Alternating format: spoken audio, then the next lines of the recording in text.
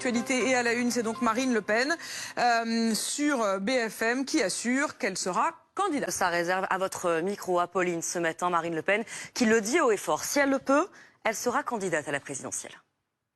Hommes nés en Algérie en 1994 et 95, ils ont été mis en examen pour vol en bande organisée, placés en détention provisoire vendredi dernier, une semaine après le cambriolage. On l'a appris en fait hier soir.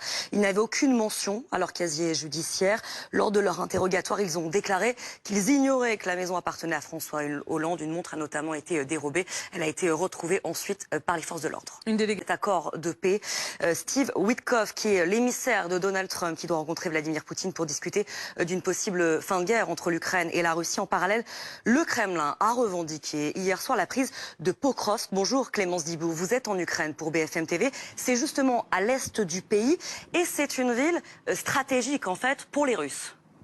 Terrain depuis l'Ukraine de Clémence Dibou, accompagnée de Valentin Rivolier pour les images. Quelques minutes, 120 000 fidèles précisément qui se sont inscrits justement à cette messe qui a lieu à Beyrouth, au Liban, pour cette dernière journée sur place. Le souverain pontife s'est également recueilli ce matin, un peu plus tôt, sur le site d'explosion du port. Souvenez-vous, qui avait dévasté la capitale. C'était en 2020 où 220 personnes ont perdu la vie. Merci Pauline Piège. Donc en direct à nouveau, un prochain point sur l'actualité, ce sera à 10h.